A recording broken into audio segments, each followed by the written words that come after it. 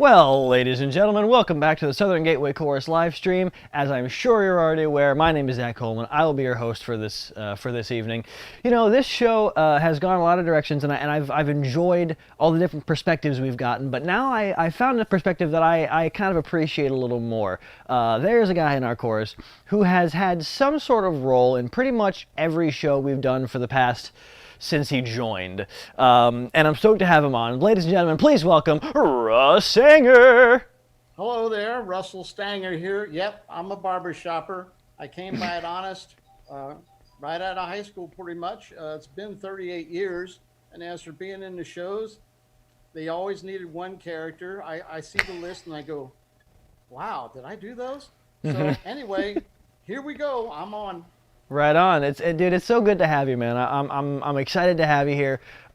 Russ has been, for those who don't know, Russ has been kind of, I don't want to say like a super important guy in my life, but he kind of has been for a while, because when I first joined, there were 2 younger kids in the chorus, and they were his. And so I actually had somebody that I could like talk to and not be like, hi, you're 50 years older than me. But Russ, just real quick, for those who don't know you or aren't necessarily the biggest Gateway aficionados, tell us a little bit, who is Russ Stanger? What does he do? Russ Stanger doesn't do anything right now except I'm retired and I live off my wife's money, and the kids are mad at me because I spend it all the time. You know, I thought that's what I was supposed to do. I putz around here. I like trains. Oh, by the way, I really like barbershop. Sure. And it's been basically a lifesaver for me. So there you good. Go. And tell me, I think you said it before, how long have you been with Gateway? 38 years. In fact, 38 years. They put a show on the other day, and I said, oh, it's my first year. That was 85. And I was corrected immediately. No, Russ, that was 83. Oh, let's see now. 2020 minus Love 38. it. Oh, okay, yeah, you're right. That was my first show. And see, the thing is, I can kind of relate to that now. That's how you know you're getting old, is when you don't remember how old you are. You have to do the math to get back to the year you were born or the year something started. Well, both of us have been locked up in COVID since last March, and we do have to look to you to go and say, okay, it's Saturday, right? Right. Saturday we make omelets for breakfast, right? Yeah. Okay. that is one of my favorites. Someone said that at some point in time. They were like, it seemed like March of 2020 lasted an entire year, and then every month after that up to now was literally like 3 seconds. Yeah. Well, Jimmy Buffett had a song about having a watch that says now. Cool. I think that's great. You know, what's the time now? Sure. Yeah. Well, I love it, man. All right, well, let's go on ahead and get into it. Ready to get in that first video? Go to it. All right. This first video, we decided to go back a bit to a show that, yes, Russ was a part of, and he has a little bit of a feature in there. I think we're all going to recognize it. I would be surprised if we don't. Ladies and gentlemen, from Guys and Dolls, here is the song Nathan Detroit. Concentrate on the grad game. The time is up the year with high roads. Wait, even Greek is in town. And gravy, bottom beans. And Saratoga Slim. Big Julie from Cicero.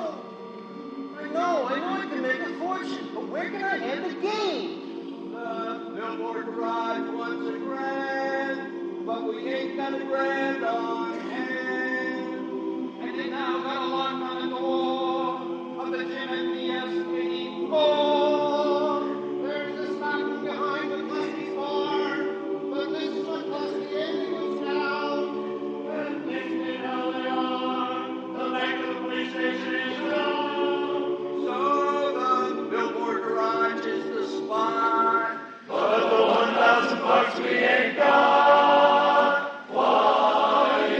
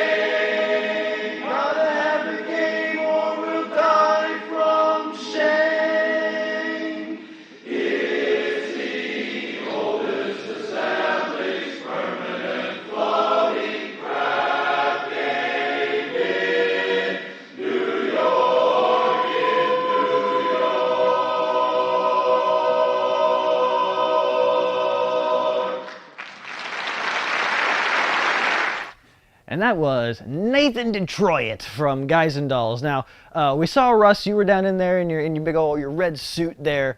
And tell me something, there was a story about you in getting that role, right? Oh yeah, well, Gary didn't direct that, and Pat didn't direct it. We drafted the director from the Delta Kings, and they had this big audition, and everybody, auditioned, and I did my audition bit, and then they started naming off who was going to get all the parts, and there was kind of dead air, and they said, "Well, Russ," I said, "Well, okay." He goes, "Wait a minute, didn't you get a part?" I said, "No, it's okay." He says, "You didn't get a part?" I know.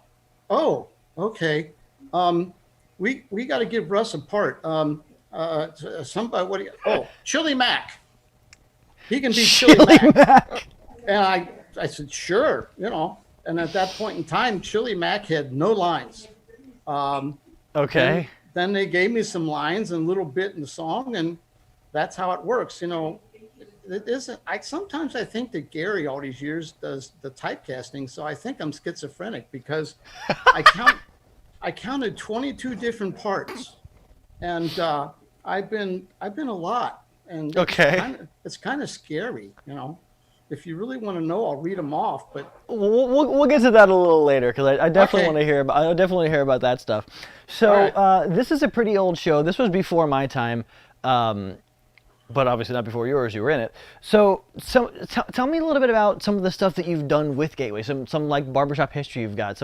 I see you've got a nice little brooch there. Yeah. And a nice jacket. This was the famous green sequin jacket that we spent the Blue Fortune for, and we were going to win contests with that, and we didn't get it. No, nobody cared. If you didn't have a tux or the blue shirt, that was it. But anyway, we did win down there in New Orleans, and I was there. I got proof, got the medal. Every once in a while, I lend it out to the new guys, and they get all excited about it. I'm going, yeah, it was a good thing. It's a big thing. And up here, that poster up there, that was from Carnegie Hall. We got invited to sing up there after we won. So I can say, yes, I sang at Carnegie. And Russ, that's the original that was hung up at Carnegie, right? Turn to the side a little bit. Let everybody see that.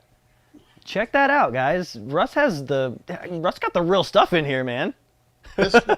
This was in the window out front. I don't want to call it marquee, but it was the movie or the poster to our show. Now, I'm not really sure how we got it. Maybe if Steve Thacker's watching, he's the one that was behind all that stuff. He can talk about it, but who knows how you got it? Somehow it showed up, and all these years it was stashed in our sound booth. And when we left the lodge, it went, coming along. Yep. Yeah, and then that's something you don't leave behind. I got my little ring here. We all got rings for being international champions. So when I need moral support or to do something like this, put on the ring, put on the medal, and then you're ready to go. And if you're really looking to stand out, put on the jacket, and then you're just the greatest guy. Yeah, you can get these online. The guy that got the lodge got all the costumes and is selling them online. So. And I gotta tell you something right now. I didn't realize it until just now, but you have kind of won in the representing the chorus when you get onto the stream game. It's not really been a game, but you're wearing a Gateway shirt. You're wearing the Gateway green sequin jacket. You've got your medal on and your ring on.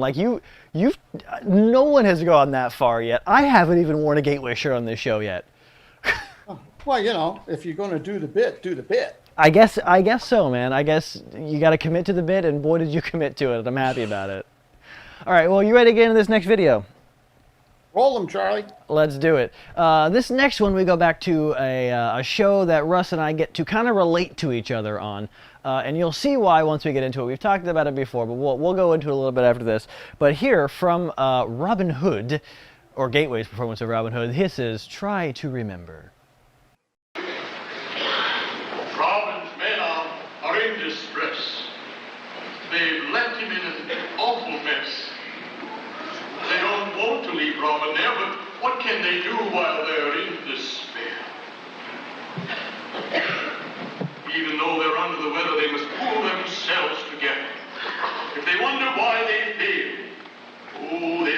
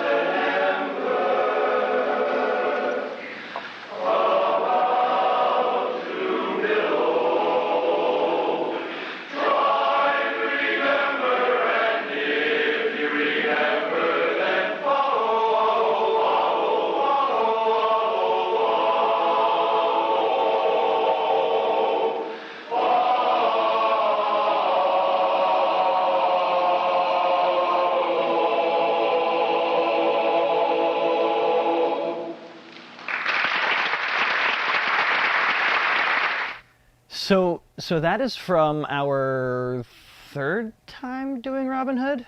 Yes, Okay, that's and number 3. and something that I guess we haven't necessarily talked about on the stream yet is in the third version of Robin Hood, you were Robin Hood. Oh, You yeah. were Robin Hood. In Yeah. the fourth version of Robin Hood, I was Robin Hood. Yeah, so we actually we kind of relate along those ways is that we've played the same role. But the funny thing is going back through all these videos, no two Robin Hood productions are the same. There are some similar scenes, but they're always kind of different. So tell me a little bit about your Robin Hood experience.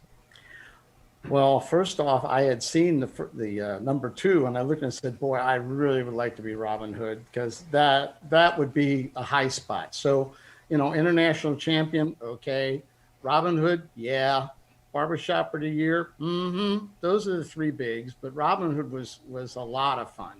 Um, they always change the music. It also is a matter of how much pain you can endure because Gary will run across the stage and jump on you as Maid Marian, and you duck or die. It's nasty. And a lot of times you just got to hold it in because it's so blasted funny and you're having so much fun up there. And then I watched you do Robin Hood and thought, gee, I hope they burn the tapes of mine because Oh, quit it. you did a hell of a job. You had Zac and you had what's that guy named Cy? Yeah, Cy, yeah, Cy came he may have on done a and- couple of things in his past. See, the thing here is that I had some theater when I used to go to Sure. places and do. Sister Carlos was the drama teacher at Mercy, and if you didn't do the right thing on stage, she just ripped you. Sure. But I watched you, and you actually have theater training and drama training and experience. And so Yeah. I'm just going, yeah, I've been casted as just about everything from a dog to what was the other one?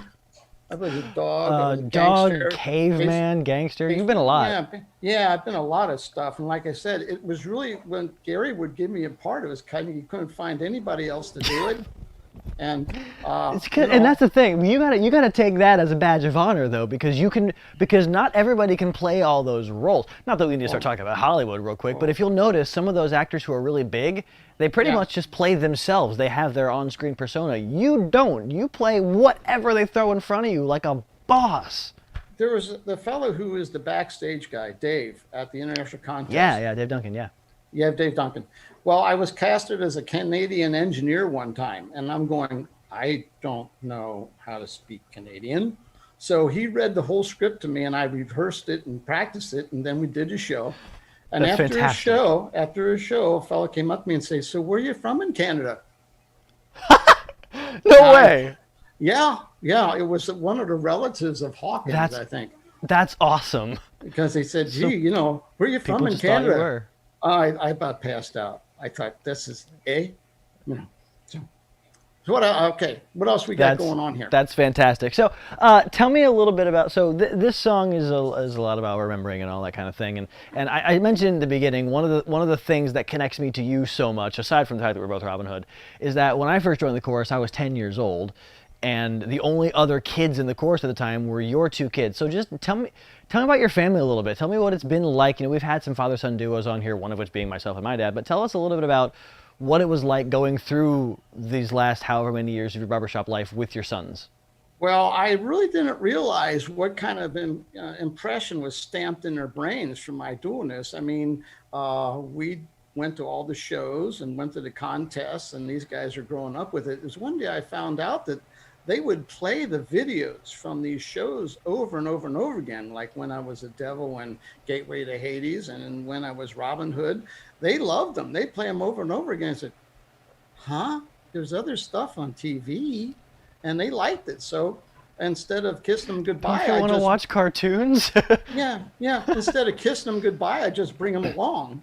And they got into it. And now, like Nick was saying, Alex has been in it 21 years. Yeah. And Nick's, I'm looking over there because they're standing there looking at me. And Nick was in it even longer, 22 years. Yeah, they're very close.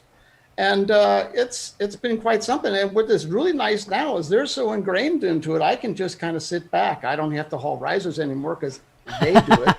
I Yeah, I don't have to really tend the bar much because they raise heck with me if I don't make enough chili or buy enough beer, and Well, and where's that's the true too. yeah. If I may give credit where credit is due, you being the head of, but also the Stanger clan in general, has done so much of the behind the scenes work for Gateway. If I may toot your horn for a second, downstairs at the lot, after rehearsal, we get together and have chili and hot dogs and beer and stuff. And the Stangers do that for us. We have risers that we carry around from show to show and to rehearsal. The Stangers do that. For a long time, there were sets and things, and other people would design sets and help out and stuff, but the Stangers were always involved in that. Like, you guys just do that all the time. Well, we outlived everybody. That's pretty much it. Bill Harnish wore himself out and he's gone, so somebody Sure. has to build the sets. Gary will tell you maybe a half hour or so what you need. Maybe sometimes it's 2 weeks ahead, and then you build it and he goes, I don't like that. And then as for the chili, well, the guys that used to do the beer and the chili all faded out and discovered that I would do it, so they walked out. And thank God, because now you've got someone to pass it down to. Oh yeah, well it's they'll tell me if I don't make the chili right, and did you put the sugar in the sauerkraut, because there's always beer, chili, hot dogs, mats, boxing, and Sure, yeah. and then they said, well, Dad, if you don't have enough chili, that's okay. I said, no, there's got to be enough chili. We don't just, well, maybe we'll just go without it one night. No, we're not going to do that. I'm going to run over and get some hot dogs or something. This is a tradition, gosh darn it. Yep, and well, that's the social aspect. That makes the barbershop community, our barbershop community. That's right. Friends, companions, buddies, camaraderie. I've spoken to a few people who go to other barbershop courses, and sometimes it ain't pretty. There is not the spirit of Southern Gateway. Alex went down to Charlotte for a couple years. And he told me there's nothing that matches Southern Gateway spirit, musicality, and camaraderie. I mean, this is a family. Oh yeah, and there's that's one of the nothing big things that's one of the things that I've been saying about Gateway for a long time. I have a gigantic extended family, because not only do I actually have a relatively big extended family, but I've also got anywhere from 50 to 70 to 80 other dudes that I just hang out with every week. And they're brothers, uncles, cousins, one or two of which may be grandpa. Like, that's just the way it's always been. Well, the boys have said that they are able to relate to anybody, anywhere in their construction and college, because they grew up with dads, moms, grandpas. They were just people. Yep. And they weren't intimidated by age or size. They were Because just people. you're just attuned to it. That's great. Yeah, I feel the exact same way. So Russ, we're gonna go ahead and move on. What do you think? I'm happy. Go to it. So your you- show, babe. So, like we've mentioned, you've had a lot of roles over the years, and I'm trying to think back to a show that I did that you didn't have a role in. And I can't think of one. I'm pretty sure every one that I know of, you've been a part of.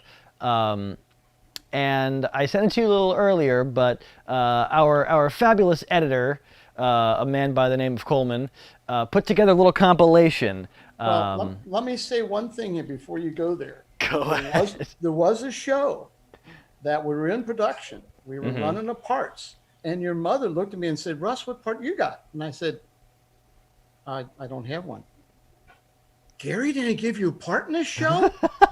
I said, no. Well, your mom was the boss. She ran the show. She took Stage care of manager, Gary. yep. And she looked at me at one time and said, you don't have a part? I got to talk to Gary. So go ahead, run it. Well, that's great. So let's check out this compilation of Russ Stanger's greatest hits.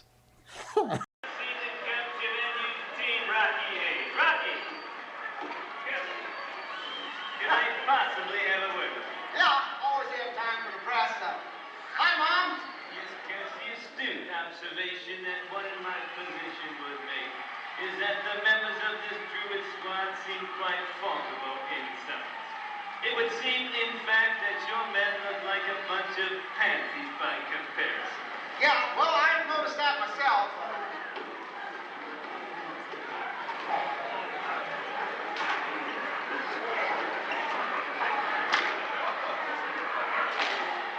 Yeah, and as you can see, the team's noticed it too there. Elevators? What elevators? Nobody tells him about elevators. I'm telling you, the butter slipped from you years ago. Here, take this. Hey, guys, what's going on? Oh. Down here. Please. But they're just coming from the door. Oh, idiot! It ain't called no stupid dog. I beg your pardon. Are you talking to me? I most certainly am. How'd you do that? Well, contractions of the diaphragm forces air through the esophagus, passing through the vocal which is transmitted to the mouth. The words are formed in various tongue, teeth, and lip placements. Any questions? Yeah. What kind of dog are you anyhow? Well, how? Border? No, I got my own place. Don't look like no collie to me. Oh, yeah? Well, my mother was Lassie. No kidding. Yeah, but my father was a cantaloupe. I guess that's why you call me a melancholy baby.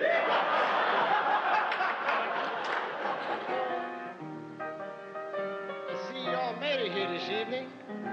I'm glad. I don't think I've ever seen a better-looking bunch of dames in this place. Much better than last night's crowd. Not only that, but they were a bunch of fuddy-duddies. I hope none of you ain't no fuddy-duddies, because we don't let no fuddy-duddies hang out at Mother's place. We had to throw the whole group out of here last night. But I can see that you not only ain't no fuddy-duddies, you're a classy-looking bunch of folks, too. And this is a class joint. And we don't let nothing but class folks hang out in here. Yeah. I guess they might be kind of hypocritical, all right. They got their fancy-schmancy jobs in the daytime, and they go to church on Sunday, and they vote for law and order and all that kind of stuff.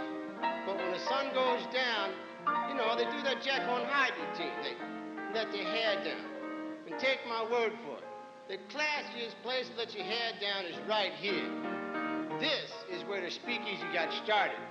And I guess if prohibition never ends, this is where the speakeasy will end. And let me tell you something. A joint like this just don't happen. It started with a dream. And that dream started with Jake Flanagan. He named this place after his mother. Now there's some, mostly fuddy-duddies, who say that Jake's a bad guy. But let me tell you something. He's got a heart of gold. He ain't never harmed a fly. Of course, he's had to rough up a few people from time to time, but anybody has to do that on their way to the top. But they were mostly nothing but thugs. Thugs is something you'll never find in here. Just pretty dames and classy gents like you folks. So you ain't got nothing to worry about. Just like I said, Jake's got a heart of gold.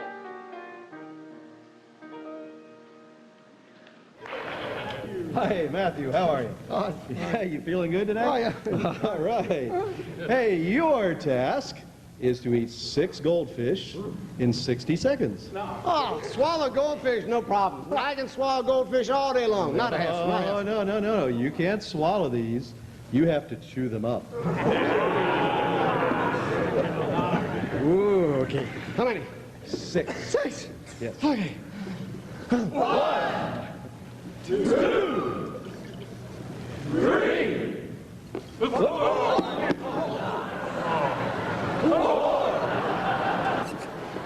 5, 6. Come on.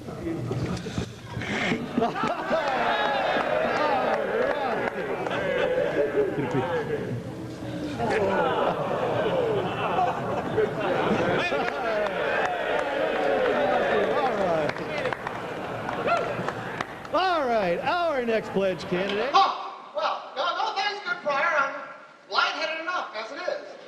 In fact, I'm actually beginning to hear things.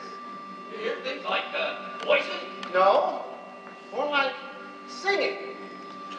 I hear singing and there's no one there. I smell blossoms and the trees are bare.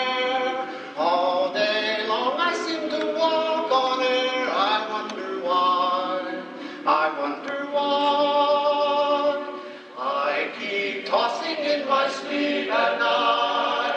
And what's more, I've lost my appetite. Stars that used to twinkle in the skies are twinkling in my eyes. I wonder why. You don't need analyzing. It is not so surprising that you feel very strange but nice. Very strange but nice. Your heart goes pitter patter. I know just what's the matter. Because I've been there once or twice. Been there once or twice. Put your head on my shoulder. You need someone who's older. Or up down with a velvet glove. With a velvet glove. There's nothing you can take to relieve that pleasant ache. You're not sick, you're just in love. Just in love.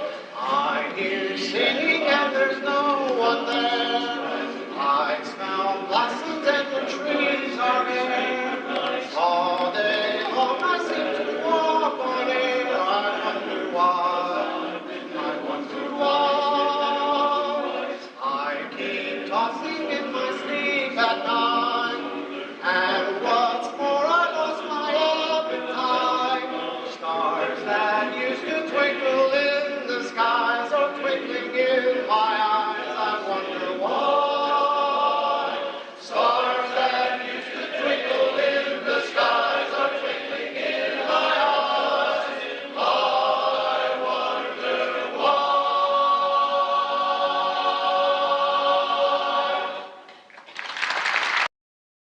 So Russ, there was kind of your greatest hits reel, and I mean that even sells it short. You've done so much.